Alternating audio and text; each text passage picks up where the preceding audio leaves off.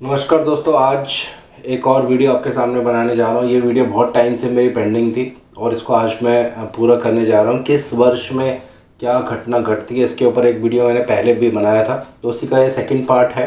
पहले पार्ट में मैंने बहुत डिटेल्स में नहीं बताया था, लेकिन इसमें मैं आपको कुछ डिटेल्स में कुछ अच्छी टेक्निक बताने वाला हूँ। ये टोटली नाड़ी की टेक्निक है दोस्तों, और इसको कैसे इस्तेमाल करना है सारी जानकारी इसमें मैं दूंगा। तो वीडियो आरंभ करने से पहले भगवान गणेश जी और भगवान शनिदेव से आराधना करूंगा, सबके घर में सुख और शांति बनाए रखें दोस्तों। तो आइए वीडियो आरंभ करते हैं। किस वर्ष में क्या घटना हो सकती है, ये बिना दशा और किसी चीज़ के आपको पता चल सकता है। ये बहुत ही सुंदर टेक्निक है, इसको ध्यान से समझने की कोशिश कीजिएगा। तो जो कुंडली का पहला भाव होता है, ये कुंडली का पहला भाव है, तो ये दर्शाता है पहला वर्ष। यहाँ पे राशि से आपको अभी फ़िलहाल कोई मतलब नहीं है। जब इस पे फलित करेंगे तो उस समय हमें राशि की यहाँ ज़रूरत पड़ती है। तो दूसरा भाव होता है दूसरा साल, तीसरा भाव होता है तीसरा साल, चौथा भाव होता है चौथा साल, पांचवा भाव होता है पांचवा साल, ये छठा साल, ये सातवां साल, और ये होता है आठवां साल, ये होता है नौवां साल, ये 10वां, और ये 11वां, और ये 12वां। तो मैं दोबारा से रिपीट कर देता हूँ। यहाँ पे राशि से हमें किसी भी तरह से कोई मतलब अभी फ़िलहाल नहीं है। एक नंबर का मतलब है यहाँ पे पहला वर्ष। अब जो पुरानी टेक्निक थी हमारी, हमें क्या करना है, इसमें 12-12 जोड़ते जाएंगे। तो अगर पहले भाव में हम 1 + 12 करेंगे तो ये 13 आ जाएगा। तो इसका मतलब यहाँ पे हम 13 लिख लेंगे। फिर इस 13 में हम 12 जोड़ेंगे, तो अगर आप इसको 12 जोड़ोगे तो ये आ जाएगा 25। तो यहाँ पे हम 25 लिख देंगे। फिर इस 12 में, इस 25 में जब आप 12 जोड़ोगे, 25 × 10 = 35 और 2 = 37। उसके बाद फिर से इस 37 में आप 12 जोड़ सकते हो। 37 और 10 = 47 और 49। तो सिंपल है। 37 में 12 जोड़ेंगे, 7 और 2 = 9, 3 और 1 = 4, 49। तो ये रूल जो है हर भाव के लिए आपको लगाना है। पिछली वीडियो में मेरा थोड़ा सा ये कैलकुलेशन जो है गलत हो गया था। कुछ सेकंड हाउस में मैंने कुछ मिस्टेक कर दिया था, लेकिन आज मैं इसको ठीक कर दूंगा। ये दूसरा साल है, तो दूसरे साल में हम क्या करेंगे, 2 में पहले 12 जोड़ेंगे, तो 12 और 2, तो ये बन जाएगा 14। तो आप इसको यहाँ पे 14 लिख सकते हैं। यहाँ से भी आप लिख सकते हैं 13 और 1 = 14। उसके बाद फिर से 14 में आप 12 जोड़ेंगे, तो ये 26 आता है। पिछली बार शायद मैंने यहाँ पे गलत कर दिया था। 25 और 1 यहाँ 26 हो गया। इसी तरह से 37 और 1 यहाँ 38 हो गया। ऐसे भी इसको आप जोड़ सकते हैं। और 49 और 1 यहाँ 50 हो गया। तो 2 में 12 जोड़ा 14, 14 में फिर 12 जोड़ा 14 और 10 = 24 और 2 = 26, 26 में फिर 12 जोड़ा, 26 × 10 = 36, तो 38, 38 में फिर 12 जोड़ा, ये 50 आ जाता है दोस्तों। इसी तरह से सारे भावों को आप यहाँ पे लिख लेंगे। तो मैं जल्दी से यहाँ लिख देता हूँ। यहाँ 15 आएगा, यहाँ 27 आएगा, यहाँ 39 और 51। इसी तरह से यहाँ पे आप 4 में 12 जोड़ेंगे, तो ये 16 आ गया। फिर 16 में आप 12 और जोड़ेंगे, तो 16 और 10 = 26 और 2 = 28 आ गया। तो 2 2 3 3 मैं यहाँ लिख देता हूँ। 12 5 17 और 29। तो ये पूरा आप यहाँ पे लिख सकते हैं। ये हो गया 18 और 30, 29 1 30 हो जाएगा।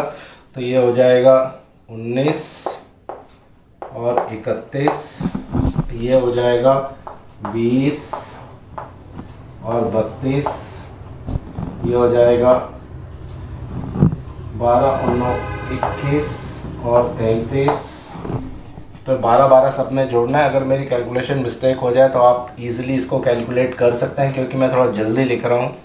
10 में 12 जोड़ेंगे तो 22, और फिर उसमें 12 और जोड़ेंगे तो 34। इसी तरह से 11वें भाव में 12 जब आप जोड़ेंगे, 11 और 12 23, 23 में फिर से हम 12 जोड़ेंगे, 23 10 33 और 2 35। इसी तरह से यहाँ पे आप 12वें भाव में 12 जोड़ेंगे तो यह आएगा 24, 36 और 48। सिंपल तरीके से आप इसको लिख सकते हैं। तो ये पूरा चार्ट आपका बन के आ जाएगा।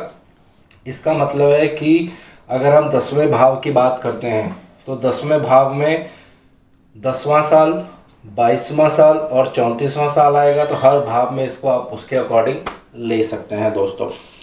अब इसको इस्तेमाल कैसे करना है, लास्ट वीडियो पे मैंने ये पूरा डिटेल्स में नहीं बताया था। इसको इस्तेमाल करने की विधि मैं आपको बता रहा हूँ। इसमें आप अपने ढंग से भी इसको यूज़ कर सकते हैं। जब आपको मैं एक टेक्निक बता दूंगा आप उसको दूसरे ढंग से और यूज़ कर सकते हैं। तो सबसे पहले आपको क्या करना है, जो आपकी जन्म कुंडली बन के आएगी, ये एक अलग कुंडली आप बना के अपने किसी पेपर पर या कॉपी पर लिख लीजिए। उसके बाद अपनी जो जन्म कुंडली है जिसमें D1 चार्ट, जो लगन चार्ट होता है, वो आपको लेना है।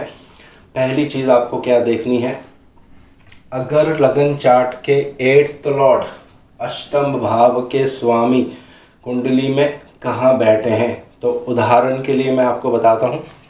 किसी के 8th लॉर्ड ये होता है 8th हाउस, तो यहाँ पे जो राशि होगी आपकी जन्म कुंडली के अनुसार, वो उस राशि के स्वामी को आपको देखना है कि वो कुंडली के किस भाव में जाके बैठा है। तो पहली चीज़, मान लीजिए 8th लॉर्ड 11वें भाव में जाके बैठ जाते हैं। यहाँ पे ग्रह वगैरह कुछ नहीं लेते हैं, सिर्फ सिंपल तरीके से आपको बताऊंगा ताकि कंफ्यूजन नहीं हो। यहाँ पे कोई भी राशि हो सकती है, हर कुंडली के हिसाब से यहाँ पे राशि अलग अलग होगी, सबका लगन अलग अलग होगा।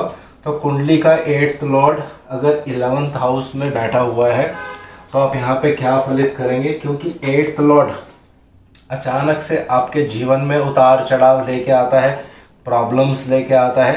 तो आप स्नैपशॉट प्रेडिक्शंस क्या कर सकते हैं, 11वें साल में, 23वें साल में, 35वें साल में, फिर उसमें और 12 जोड़ेंगे, फिर उसमें आप और 12 जोड़ सकते हैं। तो उस तरह से ये फलित होगा।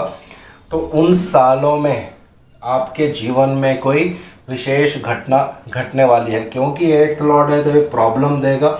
अगर इस 8th लॉर्ड पे बहुत ज़्यादा पाप प्रभाव होगा, मान लीजिए 8th लॉर्ड सूर्य देव हैं, इस सूर्य देव पर अगर शनि देव का प्रभाव हो, राहु देव का भी प्रभाव हो, तो इसका मतलब जो घटना है वो नेगेटिव होने वाली है, किसी तरह से आपको परेशानी होने वाली है। लेकिन बिना दशा के आप कैसे निकाल सकते हैं कि परेशानी कब होगी, इन ईयर्स में। तो 35 में आप और 12 जोड़ेंगे तो और आगे तक ये आ जाएगा। सिर्फ मैंने समझाने के लिए आपको यहाँ पे लिख लिया है। लेकिन अगर अष्टम भाव के जो स्वामी हैं अगर 11वें भाव में बैठ जाते हैं, उन पर बहुत ज़्यादा पाप प्रभाव नहीं होगा, एक आधे ग्रह का पाप प्रभाव होगा, तो घटना जो है इतना ज़्यादा बुरा प्रभाव नहीं देगी। इसी का उल्टा क्या होगा, अगर अष्टम भाव के स्वामी पर शुभ ग्रहों का प्रभाव है या वो शुभ कर्तरी में बैठा है। शुभ कर्तरी का मतलब होता है कि यहाँ पे एक शुभ ग्रह हो, यहाँ पे एक शुभ ग्रह हो, और 8th लॉर्ड अगर आपका यहाँ बैठा है, तो इसका मतलब है इन सालों में, जो साल मैंने यहाँ पे लिखे हैं, उस वर्ष में कुछ अच्छी घटना हो सकती है। अचानक से आपको धन लाभ मिल सकता है, किसी तरह से आपको सडन गेन्स हो सकते हैं दोस्तों। तो ये एक तरीका हो गया इसको देखने का। अब दूसरे तरीके से इसको कैसे देखना है, 8th लॉर्ड हमने देख लिया। इसी तरह से आपको देखना है 6th लॉर्ड, कुंडली का 6ठे भाव में जो राशि होगी उसके स्वामी जहाँ भी जाके बैठेंगे। एक सिंपल सा उदाहरण ले लेते हैं। मान लीजिए यहाँ पे 9 नंबर राशि है, 9 नंबर राशि के स्वामी बनेंगे बृहस्पति देव। अगर बृहस्पति देव चौथे घर में आके बैठ जाएं, इसी कुंडली की बात करेंगे, जिसकी भी कुंडली होगी यहाँ से आप इसको ले सकते हैं। 6ठे भाव के स्वामी जिस भी भाव में जाके बैठेंगे तो आपको परेशानी देंगे, रोग देंगे, कष्ट देंगे, प्रॉब्लम्स देंगे। लेकिन वो प्रॉब्लम कब आएगी, बिना दशा महादशा के आप निकाल सकते हैं।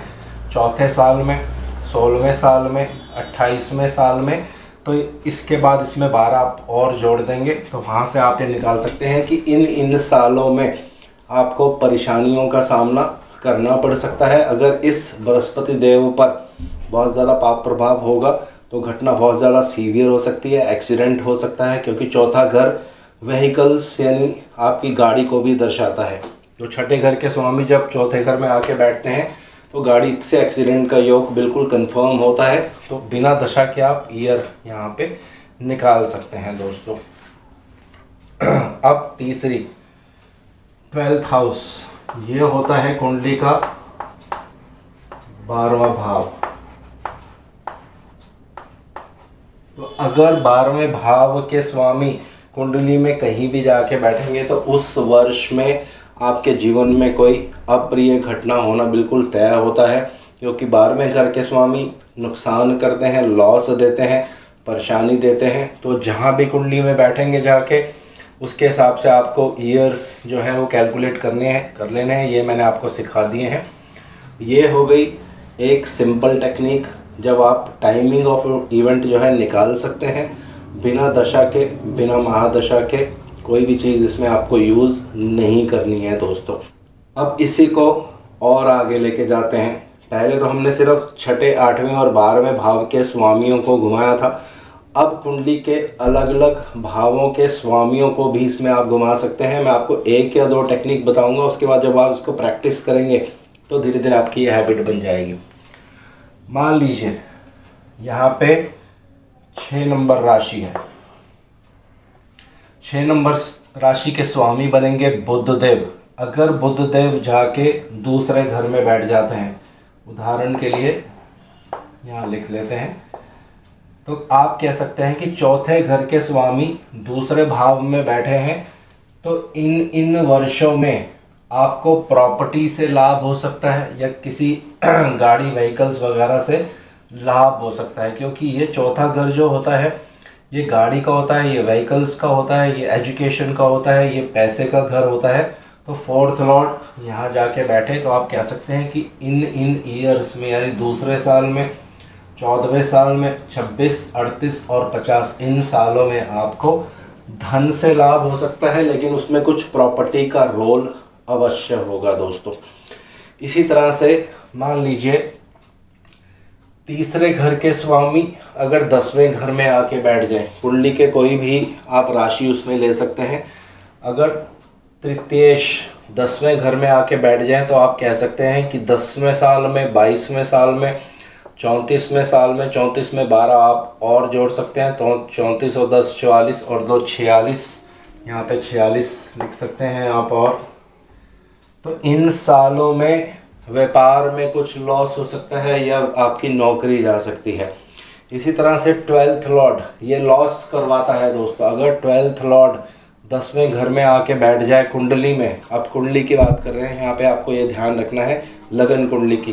किसी के 12वें घर के स्वामी 10वें भाव में बैठे हैं तो आप कह सकते हैं उस जातक को कि क्या 10वें वर्ष में, 22वें वर्ष में या 34वें वर्ष में या 46वें वर्ष में, जैसी भी जातक की आयु होगी वो कुंडली देख के आप देख सकते हैं क्या इन सालों में प्रोफेशन में आपको कुछ प्रॉब्लम हुआ है, किसी तरह की जॉब छूट गई, या अगर वो जातक बिजनेस करता होगा तो बिजनेस में कुछ लॉस या हानि हो सकती है दोस्तों। तो बहुत ही सिंपल टेक्निक है। हर भाव को आप ऐसे ही घुमा सकते हैं। मान लीजिए कुंडली यहाँ पे अगर 4 नंबर लिखा है या 4 नंबर राशि है, इसके स्वामी चंद्रदेव बन जाएंगे और चंद्रदेव लगन में आके बैठ जाते हैं तो आप क्या कह सकते हैं, सप्तमेश क्या करता है, विवाह करवा सकता है। सप्तमेश क्या करता है, बिजनेस अपॉर्चुनिटीज़ दिलवा सकता है, क्योंकि ये वाला भाव जो होता है ये बिज़नेस को भी इंडिकेट करता है, ये ट्रैवल को इंडिकेट करता है। तो आप कह सकते हैं कि इस वर्ष में क्या इस तरह का कार्य आपने कोई किया। जब आप जातक का चार्ट देखेंगे तो उसकी आयु के हिसाब से आप बोल सकते हैं क्या 25वें वर्ष में कुछ विवाह संबंधित आपके घर में कुछ कार्य हुआ या आपका विवाह हुआ, या 25वें वर्ष में कुछ आपने नया कार्य शुरू किया। बहुत सारी प्रेडिक्शंस जो है यहाँ पे कर सकते हैं। सिर्फ आपको क्या करना है, हर भाव के मालिक कुंडली में जहाँ जाके बैठेंगे उस वर्ष में कुछ ना कुछ घटना अवश्य होती है दोस्तों। जैसे मैंने अभी आपको डिटेल्स में यहाँ पे बता दिया है। तो छोटी सी वीडियो मैंने बनाई है और बहुत लंबी, इसमें आप कैलकुलेशन कर सकते हैं। 2 भावों के मालिकों को भी एक साथ यहाँ पे आप ले सकते हैं। 3 भावों के मालिक भी जब एक ही जगह जाके बैठते हैं उनको भी आप ले सकते हैं। मान लीजिए एक एग्ज़ाम्पल मैं आपके देता हूँ। तीसरे घर के स्वामी, छठे घर के स्वामी, ये त्रिशधाय भाव होते हैं, ये बुरे भाव होते हैं कुंडली के। अगर थर्ड लॉर्ड, सिक्स्थ लॉर्ड दोनों मिलकर मान लीजिए 7th हाउस में जाके बैठ जाते हैं, तो आप कह सकते हैं क्या इस वर्षों में आपको वैवाहिक जीवन में कुछ परेशानी हुई, या आपके प्रोफेशन में कुछ लॉस हो गया, या बिज़नेस में कुछ लॉस हो गया, या किसी फ्रेंड वगैरह से आपका झगड़ा हो गया। तो इस तरह से आप जब इसको प्रैक्टिस करेंगे तो ये हैबिट आपका बन जाएगा। और बहुत अच्छी एक विधि है दोस्तों, बहुत अच्छी नाड़ी की टेक्निक है ये। और ये लास्ट वीडियो में मेरा रह गया था जो मैंने नहीं बनाया था। हालांकि इसमें और भी बहुत सारे रूल्स हैं जो मैं कोशिश करूँगा कि नेक्स्ट वीडियो में आपको बताने की चेष्टा करूँ, जिसमें 3 नंबर्स लिए जाते हैं, 5, 5 और 2। इसको कैसे यूज़ किया जाता है नेक्स्ट वीडियो में आपको बताऊँगा। अब इसी से रिलेटेड एक और यहाँ पे प्रॉब्लम है जो दर्शकों को फेस करनी पड़ सकती है। वो क्या है, मान लीजिए 9वें भाव के स्वामी कुंडली में 10वें भाव में जाके बैठ जाते हैं और 9वें भाव के स्वामी कुंडली में वक्री हैं। तो आपको क्या करना है, जब कोई ग्रह वक्री होता है तो 1 साल आप माइनस कर सकते हैं, यानी हो सकता है कि 1 साल पहले ही वो घटना घट गई हो। इसी तरह से अगर कोई ग्रह कुंडली में बलवान होगा, उच्च का होगा, उसको कोई नीच भंग राजयोग मिल रहा है, तो आप 1 वर्ष घटा या बढ़ा सकते हैं क्योंकि जब रेट्रो होता है तो घटाना होता है, लेकिन जब कोई ग्रह बली होता है तो 1 वर्ष उसमें आप बढ़ा सकते हैं। यानी हो सकता है कि अगले वर्ष में वो घटना जो है वो घटित हो जाए और आपके सामने निकल कर आए। तो आज इस वीडियो को यहीं विराम दे रहा हूँ दोस्तों। आशा करता हूँ सब कुशल मंगल होंगे। जय शनिदेव।